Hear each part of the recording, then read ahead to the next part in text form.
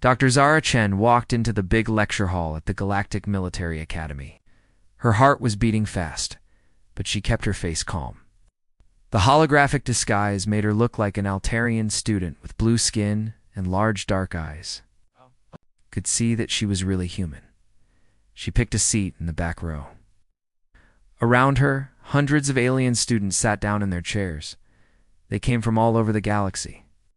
Some had scales, some had fur, and others looked like walking crystals. All of them were here to learn how to fight wars between the stars. The huge doors at the front of the room opened. Professor Vextai walked in. He was 12 feet tall and made of living crystal that changed colors when he moved. His voice was deep and scary when he spoke. "Welcome to Threat Assessment class," Professor Vextai said. His crystal body flashed red. "Today we start the most important part of your training. We will learn about the most dangerous species that ever lived. In our galaxy, Zara felt cold inside. She knew what was coming next. The professor touched a button on his desk. A big hologram appeared in the air above the students. It showed a blue and green planet with white clouds. Zara's hand shook when she saw it. That was Earth. That was her home. "This is the planet Terra," the professor said, "also called Earth, by the creatures that lived there. 3 years ago, we destroyed this world and killed every human that lived on it." The students around Zara made sounds of fear and disgust. She heard one alien whisper, "Good thing they are all dead." One said, "Humans were monsters." Zara wanted to scream.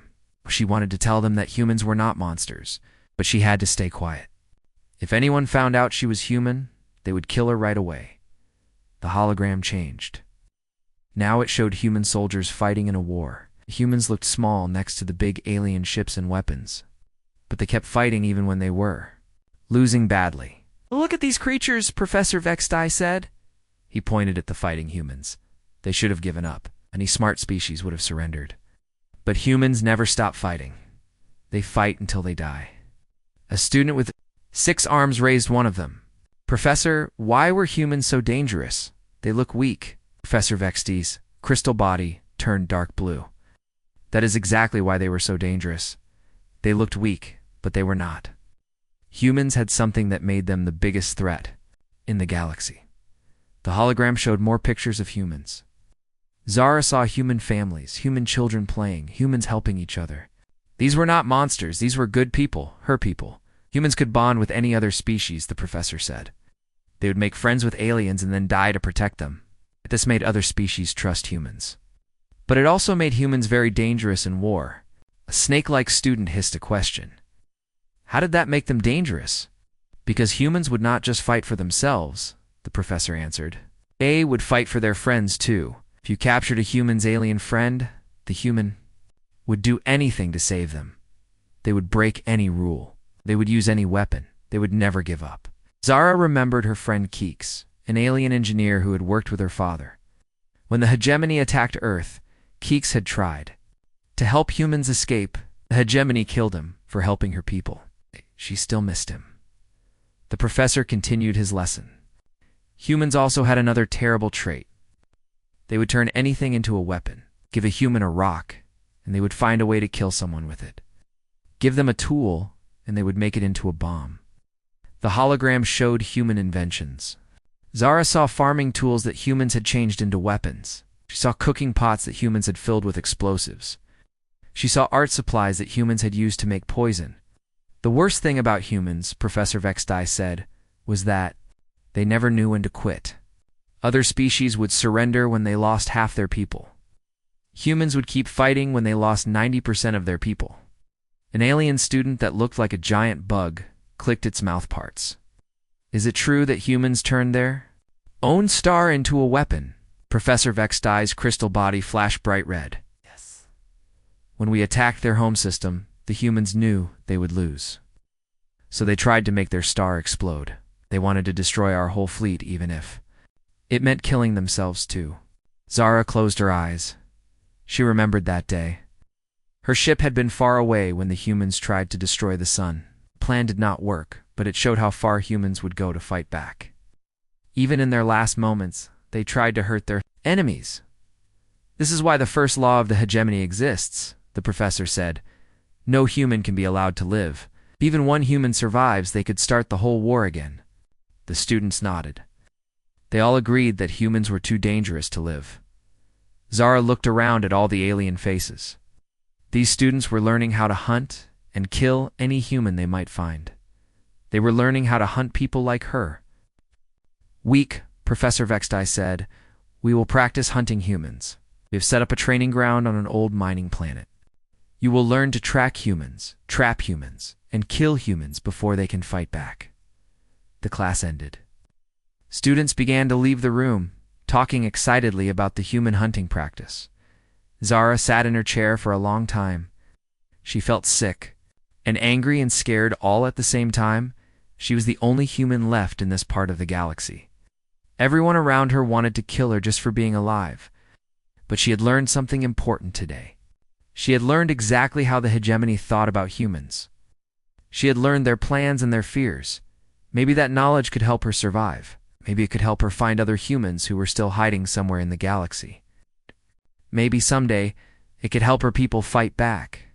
But first, she had to survive the human hunting practice next week. She had to let these aliens teach her how to hunt her own species. She had to pretend to enjoy it. Zara stood up and walked out of the lecture hall. Her disguise made her look like just another alien student. But inside, she was still human. Humans never gave up. 3 weeks had passed since the first lecture. Zara had attended every class about human hunting. She'd learned things about her own people that made her feel sick. But she had also learned things that could help her survive. Today was different. Today was the day she had been dreading. Professor Vexti stood at the front of the classroom. His crystal body was bright yellow with excitement. Students, today we begin the practical training. You will hunt real human traces on the planet. Kepler 4 for to see. Zara felt her blood turn cold.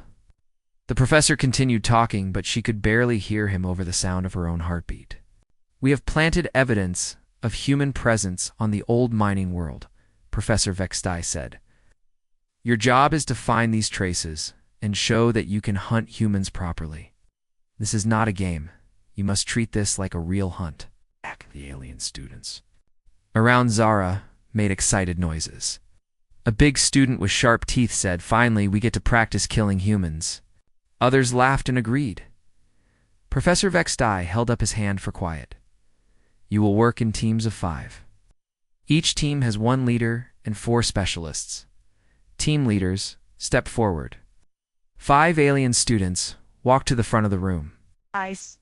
Zara recognized them all from her classes. They were the best students, the ones who asked the most questions about killing humans. Team 7 will be led by Commander Thalkron, the professor said. Zara's heart sank. Commander Thalkron was a Cathai, a species that looked like giant wolves with 6 legs and metal claws.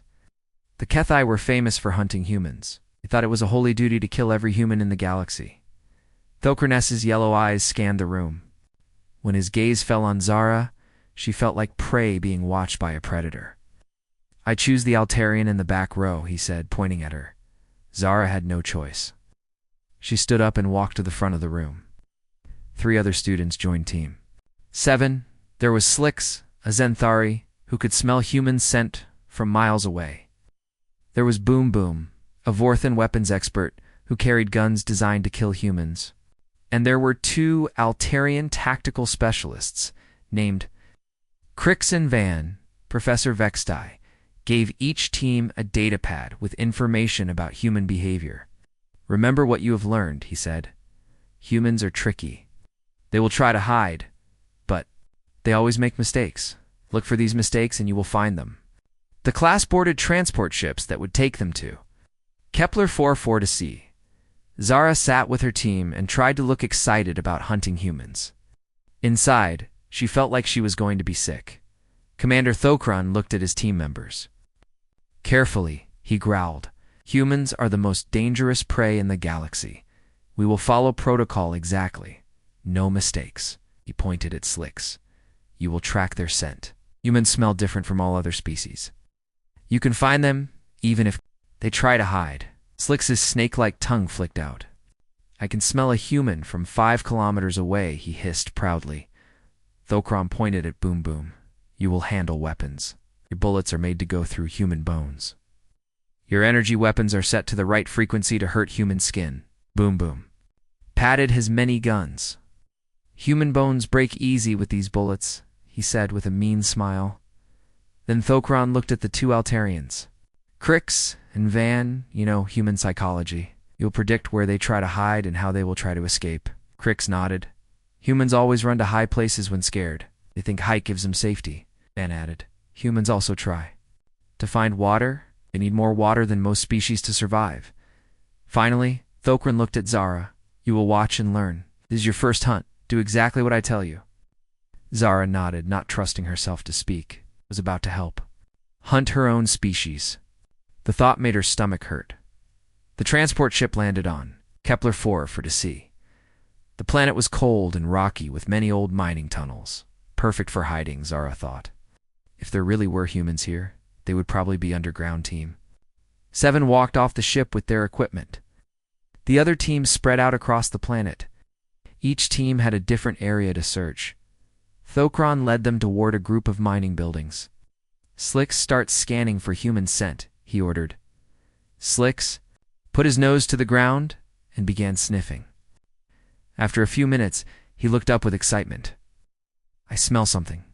Very faint, but it might be human. Boom Boom checked his weapons. How old is the scent? Hard to tell, Slick said. Be a few days, maybe a week. They followed the scent. Trail toward the mining tunnels. Zara hoped with all her heart that this was just fake evidence planted by the Academy. But as they got closer to the tunnels, she began to notice things that worried her. There were footprints in the dust. The size and shape looked human. There were scratches on the tunnel walls that could have been made by human tools. Most scary of all, there were energy readings that matched human technology. Zara realized with growing horror that this was not practice. There were real humans hiding in these tunnels, and Team 7 was hunting them with real weapons and deadly intent. Crix pointed at some marks on a wall. Look, human writing. Zara looked where he was pointing. Scratched into the rock were human letters that spelled help us. The letters were fresh. Someone had written them recently. Excellent, Thokron said with satisfaction. We've found real humans. This will be better practice than fake evidence. Slick's tongue flicked out again. The scent is getting stronger. They are close. Team 7 entered the mining tunnels. Their lights cut through the darkness as they moved deeper underground. Zara followed behind them, her mind racing. Somewhere in these tunnels, real humans were hiding. Real people who would die if Team 7 found them. She had to make a choice. She could keep pretending to be an alien student and let innocent people die, or she could try to save them and risk exposing herself as human. Either way, her life at the Academy was about to end.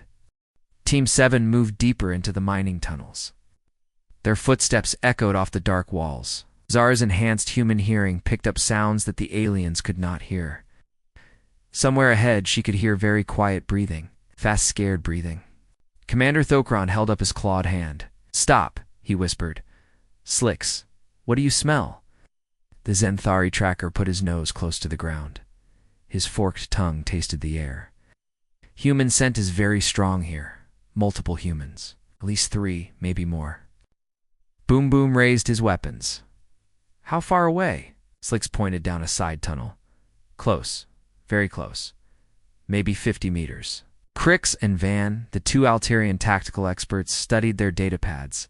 According to human behavior patterns, Crix said, they will try to hide in the deepest part of the tunnels. Van nodded. Humans also like to have multiple escape routes. They probably have more than one way out. Thokron's yellow eyes glowed in the darkness. Perfect. We will split up and surround them. They cannot escape if we block all the exits. Zara felt panic rising in her chest. These aliens were about to trap real humans using everything they had learned in class, and she was helping them do it. They moved forward carefully. The tunnel split into 3 paths. Thokron pointed to the left tunnel. Boom Boom and Crix, go that way. He pointed to the right tunnel. Slicks and Van, go right. Then he looked at Zara. Come with me down the middle. As the team split up, Zara heard something that made her heart break. From somewhere ahead came the sound of a child crying.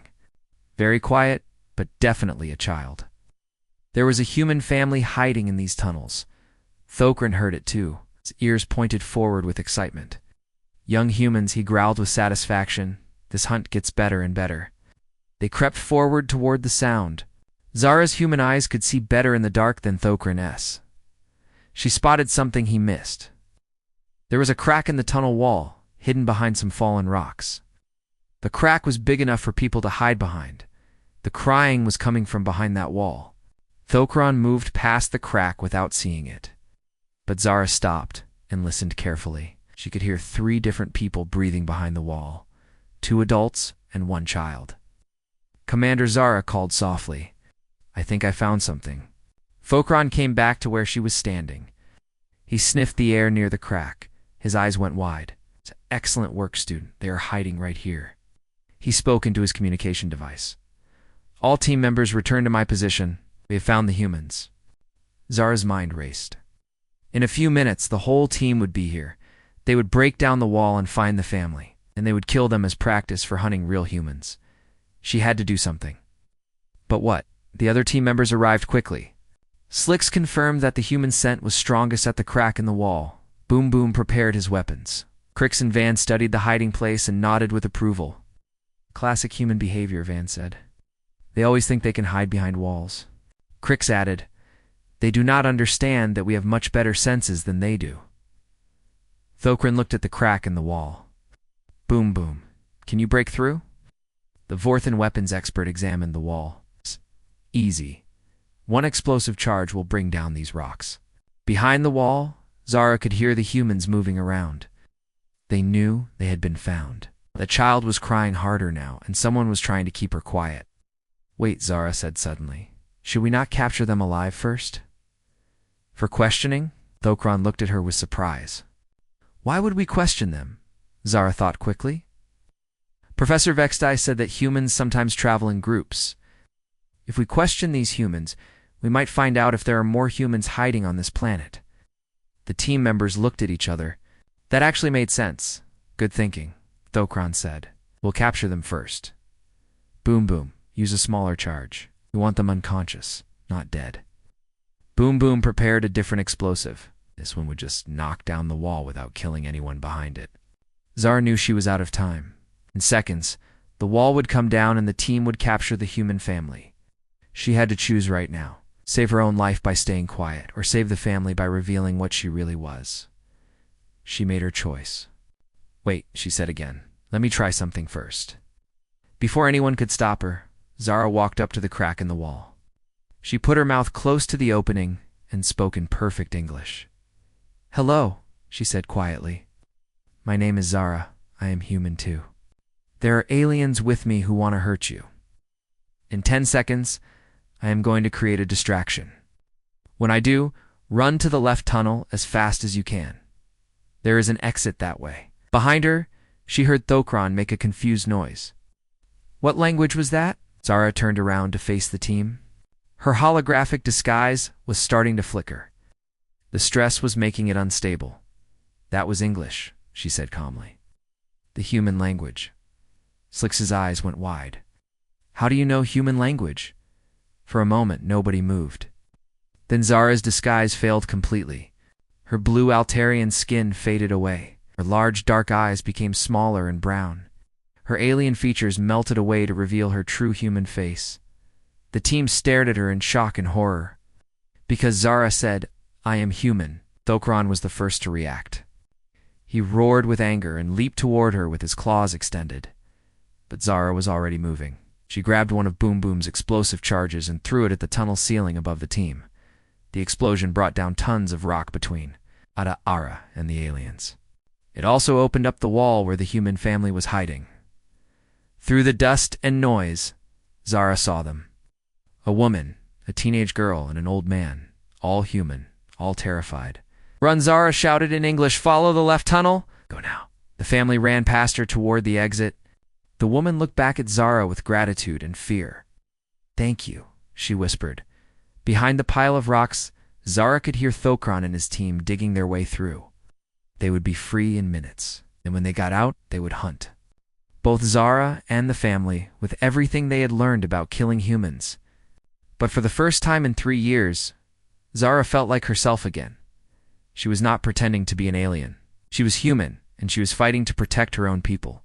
The real hunt was about to begin. Zara ran through the dark tunnels after the human family. Behind her, she could hear Thokron and his team breaking through the rocks. They were angry and making a lot of noise as they dug. "This way," she called to the family in English. "I know where the exit is." The woman was helping the old man walk faster. The teenage girl was crying, but trying to be brave. They had been hiding in these tunnels for weeks, maybe months. They were thin and weak from not having enough food. "Who are "You," the woman asked as they ran. "How did you find us?" "My name is Zara Chen," she said. "I have been pretending to be an alien student. I learned about this place from my classes." The old man looked shocked. "There are other humans alive?" "Not many," Zara said sadly. "Most of us are dead. The ones still alive are hiding all over the galaxy." They reached a junction where 3 tunnels met. Zara stopped and listened. She could hear Thokran's team getting closer. But she could also hear something else. Footsteps coming from the tunnel that led to the exit. "The other teams," she whispered. "They heard the explosion. They are coming to help hunt us." The woman grabbed Zara's arm. "What do we do?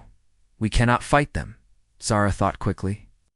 She had spent weeks learning everything about how aliens hunt humans. Now she had to use that knowledge to save human lives instead of taking them. "Follow me," she said, "but stay quiet." She led them down the middle tunnel, away from both groups of aliens. This tunnel was older and had many side passages. It was also darker, which would help hide them as they moved deeper into the tunnels. Zara heard Thokran's voice echoing behind them. "The human went this way. I can smell her fear." Slicks the tracker was with him. Multiple humans sense now, at least 4 humans total. Boom Boom's heavy footsteps made noise on the rocky floor. "My weapons are ready. When we find them, they will not escape again." Zara knew they had to move faster. But the old man was having trouble walking. His breathing was heavy and he kept stumbling. "I'm slowing you down," he wheezed. "Leave me here and save yourselves." "No," the woman said firmly. "We stay together." "She is right," Zara said. "Humans do not leave each other behind. That is what makes us different from them." They came to a large chamber with many tunnel openings. Zara had an idea. She remembered something from Professor Vexty's lectures about human psychology. "Humans always try to confuse their hunters," the professor had said.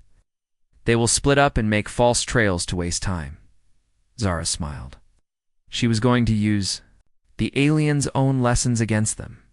"Listen carefully," she told the family. "We are going to split up for a few minutes. Take off some of your clothes and leave them in different tunnels. This will confuse their tracker." The woman understood. "Immediately, make them think we went in different directions." "Exactly. Meet me back here in 5 minutes. Then we will all go together to the real exit." They split up and left pieces of clothing in 4 different tunnels. Zara went to the 5th tunnel and did something else. She found some old mining equipment and set up a trap. When the family came back, they could hear the alien teams getting very close. Thokran's voice was louder now. "The scents go everywhere," Slick said, sounding confused. "They went down all these tunnels." "Impossible," Thokran growled.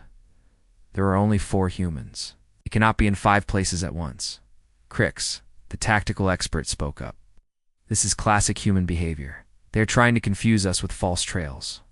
"Then we follow all the trails," Thokran decided. "Split up again. Check every tunnel." Zara heard footsteps going in different directions. Her plan was working. The alien team was splitting up, making them weaker. She led the human family toward the real exit tunnel. But as they got close, she heard new voices. The other alien teams from the surface had found the entrance. They were coming down to help with the hunt. Now, they were trapped between 2 groups of aliens. Behind them was Thokran's S team. Ahead of them were more alien hunters with weapons. "There is nowhere to run," the teenage girl whispered. Zara looked around the tunnel. On the walls, she could see old mining tools that the miners had left behind. Picks, shovels, and drilling equipment. She remembered another lesson from Professor Vextai. Humans will turn anything into a weapon, he had said. Give them tools, and they become dangerous. Stay here, Zara told the family. I am going to clear the path. You cannot fight all of them alone, the woman said. Zara picked up a mining drill and checked that it still worked. I am not going to fight them. I am going to hunt them. She disappeared into the shadows of the tunnel. The family could hear alien voices getting closer from both directions. They were surrounded. Then they heard something that made them smile. It was the sound of Zara's voice, but she was speaking in the Cathaya language, perfectly copying Thokron's voice. Emergency, she called to the aliens ahead of them. The humans have weapons. Fall back to the surface immediately. The aliens ahead believed it was really Thokron talking. He began retreating toward the surface. Next, Zara copied Slicks's hissing voice and called back to Thokron's group. Found them. They're escaping through Tunnel 7. Come quickly.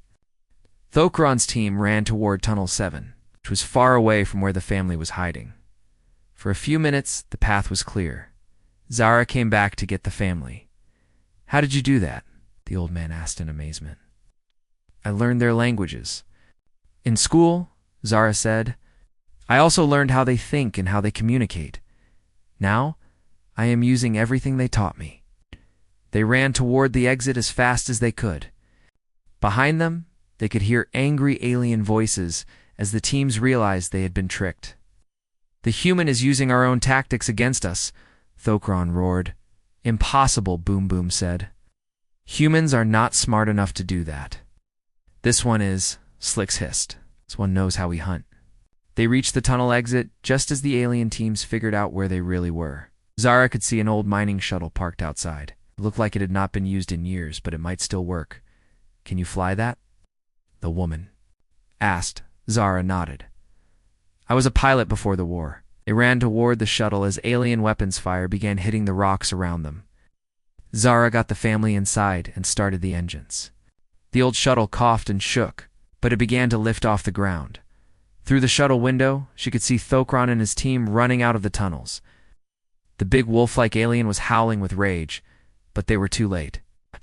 The shuttle was already in the air and climbing toward space. As they flew away from the planet, the woman took Zara's hand. Thank you for saving us. But now what happens? They know you are human. They will tell everyone. Zara looked down at the planet where the alien teams were probably calling for help. Soon, every ship in the sector would be looking for them. Yes, she said quietly. They will tell everyone that a human infiltrated their most secret academy. They will tell everyone that I learned all their hunting techniques. And they will tell everyone that when they tried to hunt me, I won, she smiled. For the first time in years, let them tell everyone. It is time the galaxy remembered why they were afraid of humans in the first place. The old shuttle shook as it flew through space. Warning lights flashed on the control panel, but the engines kept working. Zara pushed the ship as fast as it could go, just trying to get away from Kepler-4 to sea before the hegemony ships arrived. In the back of the shuttle, the human family sat quietly. The woman was named Sarah. Her daughter was Emma, 16 years old. The old man was called David. They had been the only survivors when their refugee ship crashed on the mining planet 6 months ago. How many other humans are still alive? Sarah asked. Zara checked the navigation computer while she talked. I do not know for sure. Maybe a few thousand scattered across the galaxy. Most are hiding like you were. Emma looked out the window at the stars. Will we ever have a home again? I hope so, Zara said. But first we need to survive. The communication system started beeping. Messages were coming in from all over the sector. Zara listened to them with growing amazement. The first message was from Professor Vextai at the Academy. His crystal voice was full of panic. Emergency alert to all hegemony forces. A human has infiltrated the Galactic Military Academy. The human has learned our anti-human protocols and has escaped with other human survivors. The second message was from Commander Thokron. He sounded angry and embarrassed. The human knew everything about our hunting methods. It used our own tactics against us. It spoke our languages perfectly. This human is extremely dangerous. More messages followed. Each one made the situation sound worse for the hegemony and better for humans. All ships in the sector are ordered to search for the escaped humans, one message said. The human may have learned classified military secrets, said another. Consider the human to be the highest threat level, warned a third. Zara smiled as she listened. The hegemony was panicking. They had spent 3 years believing that all humans were dead. Oh. Now they discovered that at least one human had been, learning their secrets for months. But the most important message came last, was being broadcast on a frequency that only humans knew about. A secret frequency that human refugees used to talk to each other. This is Captain Rodriguez of the refugee ship New Dawn, the message said in English. We received the hegemony emergency broadcasts. Is there really a human who infiltrated their academy? Zara's heart jumped. There were more humans out there, and they were listening. She picked up the communication device and spoke in English. This is Dr. Zara Chen. Yes, I infiltrated the Galactic Military Academy. I have been learning their anti-human tactics for 3 months. The response came quickly. Dr. Chen, this is amazing news. Many humans are with you. 3 survivors that I rescued, Zara said. But I have something more important than just saving a few people. I have complete information about how the hegemony hunts humans. There was silence on the communication channel for a moment. Then Captain Rodriguez spoke again, and his voice was excited. Dr. Chen, can you share this information? With other human survivors? Yes, Zara said. I learned everything. How they track us, how they think about us, what weapons they use against us, and most importantly, how to turn their own methods against them. Over the next hour, more human voices joined the conversation. Ships that had been hiding in asteroid, fields, and empty star systems, underground colonies on remote planets, space stations disguised as mining operations. Slowly, the scattered remains of humanity began talking to each other. Zara shared everything she had learned. She told them about Zenthari trackers who could smell human scent and how to confuse their noses with false trails. She explained Vorthon weapons designed to kill humans and how to build armor that could stop them. She described Kethai hunting, psychology, and how to use their own instincts against them. Most importantly, she told them about the hegemony's greatest weakness. They were so afraid of humans that they panicked when anything unexpected happened. They taught their students that humans always act in predictable ways, Zara explained. But if we do something they do not expect, they do not know how to react. Sarah listened to all the conversations with tears in her eyes. I thought we were alone, she whispered. I thought Emma and I were some of the last humans in the galaxy. Emma was listening to, there are thousands of us still alive. Maybe more, Zara said. And now, they all know what I know. The communication channel filled with new voices as more human survivors heard the broadcasts and joined in. They shared information about safe hiding places, friendly alien species, who might help humans, and hegemony patrol routes to avoid. But the most important conversation happened near the end. Dr. Chen said a voice that sounded like an older man. This is Admiral Harrison of the battleship Defiance. We have been hiding in the Outer Rim for 2 years, waiting for a chance to fight back. Zara's eyes went wide. Admiral, how many ships? Do you have 12 human warships and about 3,000 crew members? Harrison said. We have been afraid to attack because we did not know enough about current hegemony tactics. But now you know everything they taught me, Zara. Finished. Exactly, Dr. Chen. Would you be willing to help us plan a strike against hegemony forces? Zara looked back at Sarah, Emma, and David. They nodded at her with determination in their eyes. Yes, Admiral, Zara said. It is time to show the galaxy that humans are not extinct. The next few hours were spent planning. Admiral Harrison's ships would attack a hegemony supply depot in the Vega system. But this would not be a normal attack. They would use everything Zara had learned about hegemony psychology and tactics. They would make the attack look like it came from a much larger human fleet. They would use hegemony communication codes that Zara had memorized. They would target the specific weaknesses in hegemony ship design that she had learned about in her engineering classes. Most importantly, they would make sure that news of the attack spread across the galaxy as fast as possible. As their shuttle approached Admiral Harrison's hidden fleet, Zara thought about Professor Vexty and his lectures. He had been right about one thing. Humans were dangerous. But he had made one big mistake. He thought that teaching aliens how to hunt humans would make humans safer to fight. Instead, he had taught a human everything she needed to know to hunt aliens. The hegemony had spent 3 years believing they had won the war against humanity. They were about to learn that the war was just beginning. Emma looked out the window at the human warships waiting in the darkness of space. Are we really going to fight them? Zara nodded. They destroyed our worlds and killed our families. They hunted us like animals and tried to make us extinct. But they made one mistake. What mistake? David asked. Zara smiled, and for the first time in years, it was not a sad smile. They let one of us live long enough to learn how dangerous we really are. The old shuttle docked with the battleship Defiance. As Zara stepped aboard her first human ship in 3 years, she knew that everything was about to change. The galaxy was about to remember why they had been afraid of humans in the first place.